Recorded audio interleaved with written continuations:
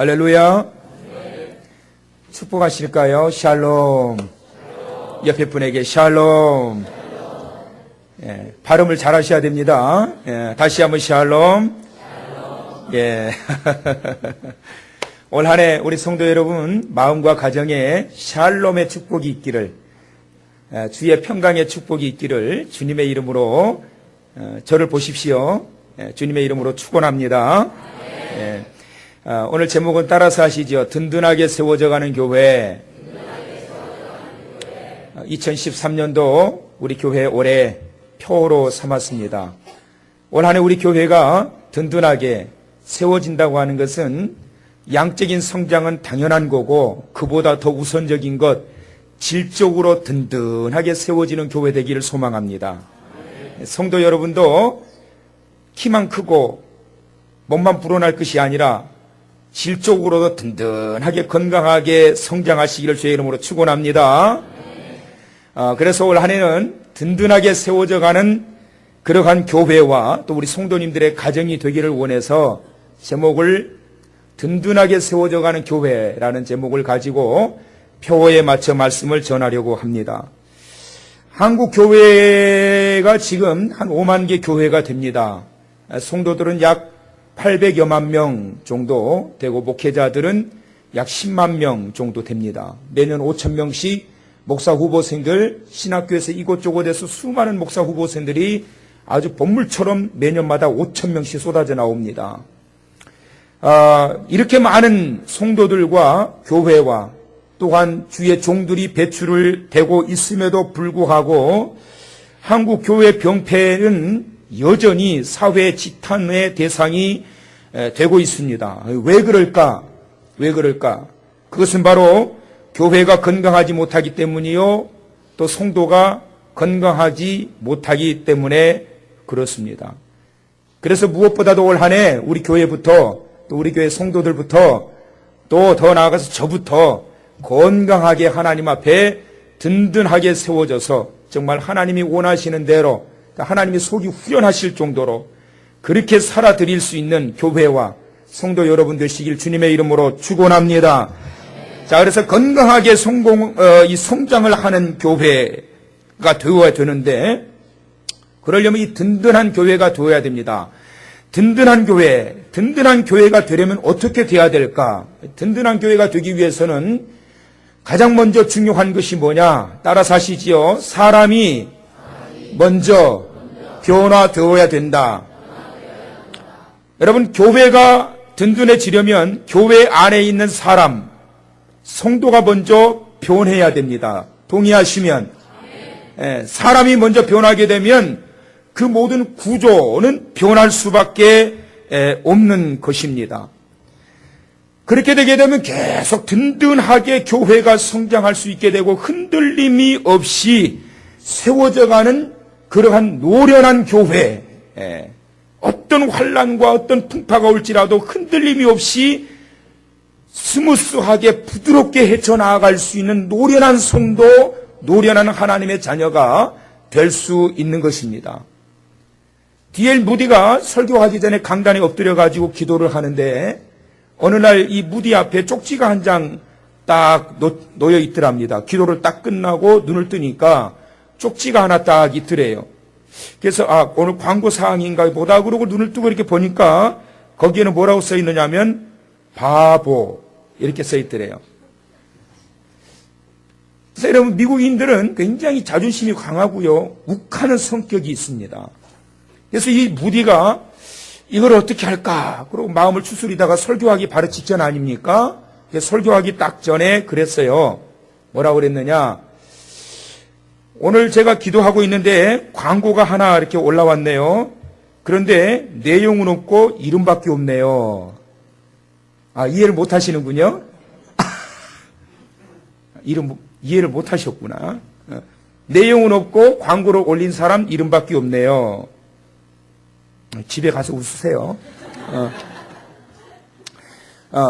여러분, 사람이 변하게 되면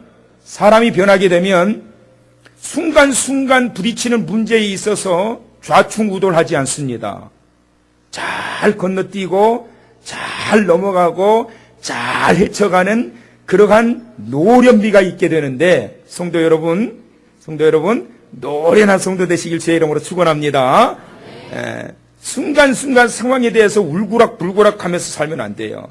노련하게 대처해 갈 수 있는 사람, 그것이 바로 성도의 지혜요, 그를 통해서 자기의 믿음의 터전을 든든하게 세워갈 수 있게 되는 것입니다. 자, 여러분, 하나님께서 이스라엘 백성들을 보게 되면 어떨 때는 번성하고요, 어떨 때는 몰락을 합니다. 하나님의 택한 백성들인데, 하나님이 함께 하시는 백성들인데, 하나님이 붙들고 계시는 백성들인데, 어떨 때는 번성해요. 어떨 때는 몰락을 해버려요. 근데 성경을 잘 보게 되면 언제 번성하고 언제 몰락하느냐, 무엇에 의해서 그렇게 되느냐, 사람에 의해서 그렇게 됩니다. 그 사람이 그 상황과 그 시대에 어떻게 세워지고 어떻게 일을 하느냐에 따라서 번성하기도 하고 몰락하기도 하는 거예요. 그래서 이 사람의 변화라고 하는 것은 얼마나 중요한 것인지 모릅니다. 초대교회가 든든하게 세워진 이유 중에 가장 첫 번째 이유는 뭐냐면 사람의 변화입니다. 그렇다면 오늘 본문 사도행전 9장에 누구를 말씀하고 있겠습니까? 바로 사울의 변화를 이야기하는 거예요. 사울 한 사람의 변화를 통하여 그 당시의 교회들이 평안하여 든든하게 세워지는 주춧돌이 되었다라고 하는 이 사실을 말씀하고 있는 것입니다. 한 사람이 바뀌고 나니까, 한 사람이 변화되고 나니까 평안이 오는 거예요. 그리고 교회들이 든든하게 세워지게 되는 거예요.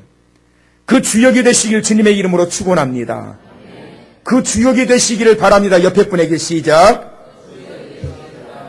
변화되어 한 사람이 바로 서게 되면 본인이 서 있는 곳뿐만 아니라 그가 처해 있는 모든 환경들까지도 든든하게 세워지게 되는 것입니다.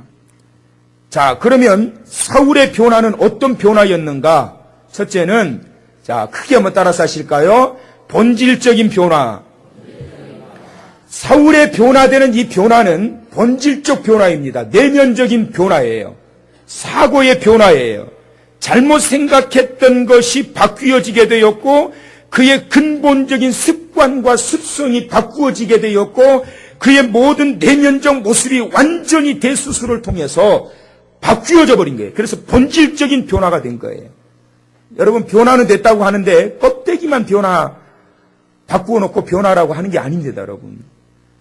가서 성형수술하고 얼굴 뜯어 고치고 머리 생머리 파마머리로 바꾸고 고급 옷 딱 입고 나 변화됐다? 그건 변화가 아니에요, 여러분. 화장품 뜯어 고쳤다고 변화된 게 아니에요. 본질적 변화, 내면의 변화, 생각의 변화, 사고의 변화, 습관의 변화, 언어의 변화. 할렐루야. 그것이 바로 본질적인 변화인데 그것이 바로 사울이 바뀌어졌던 변화예요. 자, 사울의 변화의 과정을 보실까요, 여러분? 1절의 말씀을 보면 그는 살기가 등등했다. 살기가 가득 찼어요. 위협이 가득 찼어요. 만나는 사람들마다 죽이려고 그래요. 예수 믿는 사람을 죽이려고 그래요. 공격하려고 그래요. 9장 2절에 보니까 남녀를 막론하고 누구든지 잡으려고 그래요. 혈안이 되어 있어요. 이것이 바로 사울의 모습이었습니다. 그런데 17절에 성령으로 그가 충만하게 되고 22절 그러고 난 이후에 그는 예수를 누구라고요? 그리스도라고 증거하는 자가 되었다. 본질적 변화가 일어나게 된 거예요. 그는 예수가 그리스도라고 믿지 않았어요, 여러분. 근데 그에게 성령이 임하시고 난 이후에, 그리고 난 이후에 그의 본질적 변화가 일어나게 되는데 그가 받아들이지 못했던 것을 받아들이게 됩니다. 예수를 그리스도라고 받아들이지 못했던 일을 받아들이게 되는 거예요. 도저히 용납할 수 없었던 거가 용납이 되게 된 거예요. 언제예요? 본질적 변화를 통하여. 올 한 해 여러분들에게 이런 변화를 통하여 받아들여지지 않은 관계가 받아들여지기를 주님의 이름으로 축원합니다. 도저히 수용할 수 없는 일들이 수용이 되어져서 그를 통하여 더불어 든든하게 세워지기를 축원합니다. 성령으로 충만하게 된 이후에 받아들이지 못했던 예수를 그리스도라 28절에도 예루살렘을 출입하며 예루살렘을 들어가고 나오며 예수를 그리스도라고 담대히 전하게 되었다. 그래서 여러분, 본질적 변화. 우리나라의 주목기를 주름잡았던 김태촌 씨, 이 사람은 말이지요, 혼자서 수십 명을 감당이 될 정도로 싸움의 고수랍니다. 싸움을 그렇게 잘한대요. 저하고 한 명 또 있더라고요. 싸움의 고수. 영적인 싸움의 고수. 할렐루야. 우리는 영적인 싸움의 고수. 김태촌이는 육적인 싸움의 고수. 그가 예수를 믿고 집사가 되어서 심장마비로 일찍 돌아가셨는데 아쉬움이 많이 남아요. 그의 말 한마디에 있어서 전국의 조폭들, 주먹들이 의리가 얼마나 있습니까? 왔다 갔다 합니다. 그 말은 주먹들을 좀 변화시켜서 예수 믿게 하고 예수는 그리스도다. 사울처럼 좀 당당하게 전하고, 그러고 좀 갔으면 좋았을 걸. 왜 그걸 못했을까? 물론 많이 전도했다고 합니다만은 그게 많이 너무나도 아쉬워요. 여러분, 본질적 변화는 어디에서부터 출발이 되느냐 하면 내 입술에서 예수는 그리스도입니다 라고 하는 강하고 담대한 복음의 외침이 나오면서부터 본질적 변화가 일어나게 되고 거기에서부터 진정한 든든한 터전이 마련되는 걸 주의 이름으로 믿으시고 축원을 드립니다. 본질적 변화는 바로 그와 같은 모습을 통하여 이루어지게 되는 것이에요. 자, 그럼 본질적 변화가 일어나고 난 다음에 어떤 변화가 일어나게 되느냐? 자, 따라서 하세요. 사역의 변화. 사역이 뭐냐면 일이에요, 일. 하지 않은 일을 하게 되고 잘못된 일을 그만두고 해야 할 일을 찾아서 하게 되는 거예요. 사울은 그의 본질적 변화를 통하여 이제는 어떤 변화가 일어나게 되느냐 하면 하지 않았던 일을 하는 거예요. 그리고 잘못된 일을 끄는 거예요. 이것이 진정한 변화예요. 여러분들에게 있기를 축원합니다. 해서는 안 될 일을 올해 2014년도부터는 끊을 수 있기를 주님의 이름으로 축원합니다. 우리 남자 성도님들만 축원합니다. 뭘 끊으라는지 알지요? 여성분들 끊어버리시기를 주의 이름으로 축원합니다. 끊어야 돼. 해서는 안 될 일은 사울은 성령 충만함 받고 난 다음에 과감하게 끊어버린 거예요. 뭘요? 핍박하고 설기가 가득 차고 위협이 가득 찼던 것 끊은 거예요. 그리고 하지 않았던 걸 합니다. 뭐죠? 예수는 그리스도다. 지난 1년 동안 전도 한 명도 못 하셨던 분들 올해는 그 입이 열리기를 주의 이름으로 축원합니다. 따라서 예수 믿으세요. 저랑 같이 교회 갑시다.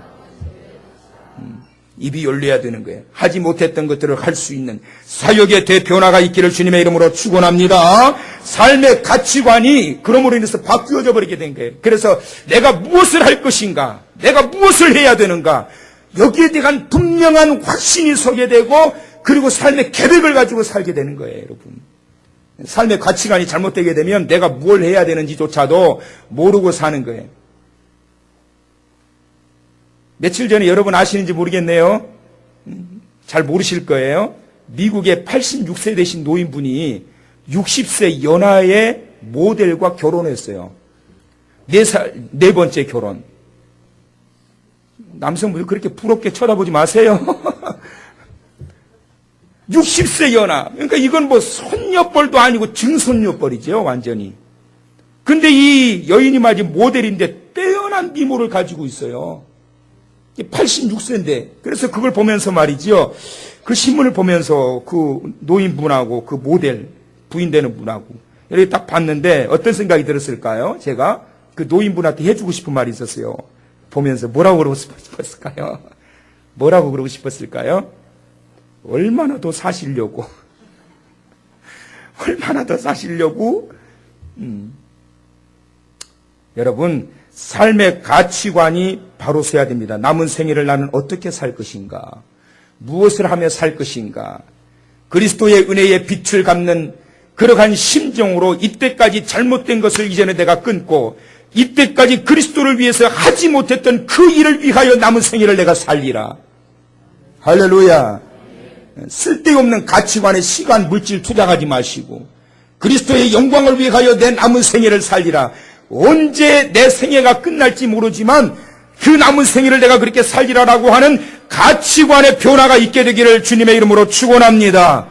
그 다음에 두 번째, 든든하게 세워졌던 교회가 될 수 있었던 것은 따라서 하세요. 평안이 있었기 때문에. 평안이 있었기 때문에 그래요. 소두에 말씀드린 것처럼 그 당시 교회들은 불안했어요.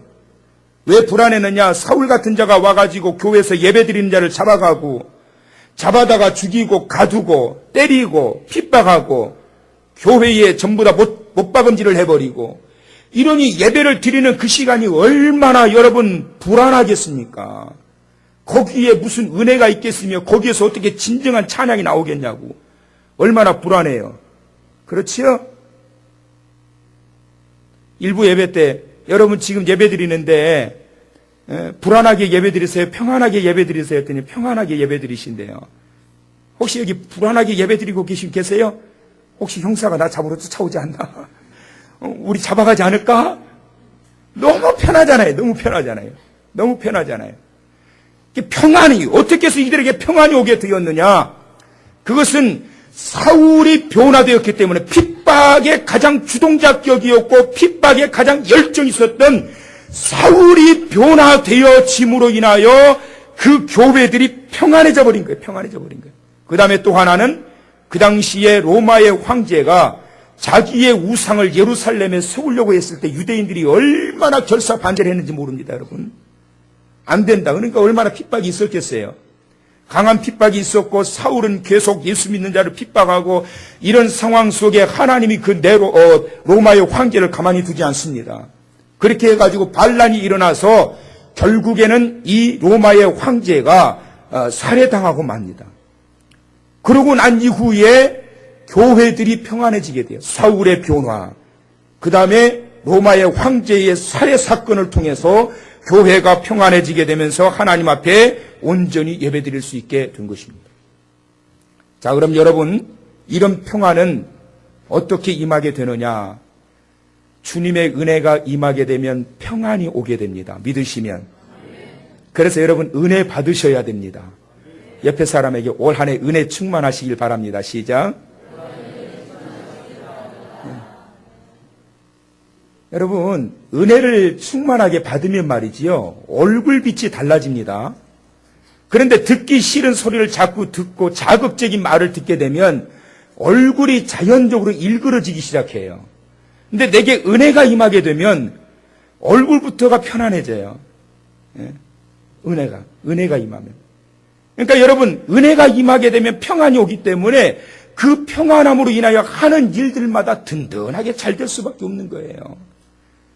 깜짝 놀랄 만한 소식을 하나 더 전할까요? 여러분 충격되실 것 같은데 아무도 모르실 건데요. 오늘 아침에 제가 설교 준비하다가 인터넷 자료를 좀 뒤지다가 저도 깜짝 속보로 또 올라온 거예요. 최진실 씨 전 남편 조소민 씨가 4시에 자살했더라고 오늘. 그래서 최진실 자살, 동생 자살, 전 남편 자살.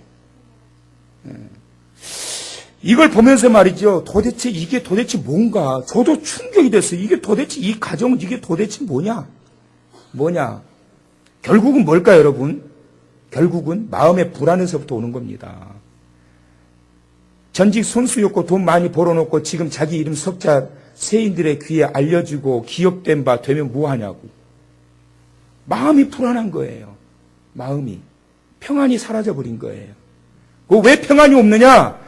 하나님의 은혜가 그 심령 속에 머물러 있지 않기 때문에 육신의 정욕과 육신의 힘과 세상적인 노력과 방법을 통해서 헤쳐나가려고 하니까 안 되는 거예요, 여러분. 그래서 여러분, 은혜 받는 일에 온 힘을 다해서 여러분의 시간과 여러분의 몸과 여러분의 열정과 여러분의 모습을 투자할 수 있기를, 아낌없이 투자할 수 있기를 주님의 이름으로 축원합니다. 은혜 받아야 산단 말이에요. 은혜 받아야. 그래서 여러분, 저는 야단치지 않지만 도저히 안 되겠다 싶으면 야단치는데 새해 벽두부터 제가 2사람 대표적으로 야단 맞았어요. 어제 1명, 오늘 1명. 호되게 야단쳤어요. 그러면서 정신 차리라고 그랬어요. 정신 차리라고. 야단 안 치게 생겼잖아요. 근데 야단 칠 때는 쳐야지요. 불러다가 야단 쳤어요. 어제 1명, 오늘 1명. 정신 똑바로 차리라고. 그 무엇과도 바꿀 수 없는 것이 뭐냐면 하나님의 은혜요. 왜? 그 은혜로 말미암아 우리가 구원을 받았고 그 은혜가 우리로 하여금 살게 하고 그 은혜가 우리로 하여금 삶의 희망을 갖게 하는 것이기 때문에 그런 거예요. 여러분, 은혜가 임하게 되면 마음에 얼마나 큰 평안이 오게 되는지 모릅니다. 올 한 해 여러분 시간마다 하나님의 은혜로 충만해서 그 은혜로 여러분 호흡하시며 살아가시고 살아가는 삶의 현장마다 든든해지시길 축원합니다. 마지막으로 또 하나는 어떻게 해서 이렇게 든든하게 되었느냐? 성령의 역사가 있었단 말이에요. 교회에. 성령의 역사. 그래서 올해 표에 세 가지 모토를 정했어요. 한번 따라서 하실까요? 말씀으로 새롭게, 믿음으로 강하게, 성령으로 뜨겁게. 자, 제가 앞에 하시면 여러분들이 뒤에 하세요. 자, 말씀으로, 믿음으로, 성령으로, 말씀으로, 성령으로, 믿음으로, 성령으로, 믿음으로, 말씀으로. 할렐루야. 그렇게 되시길 주의 이름으로 축원합니다.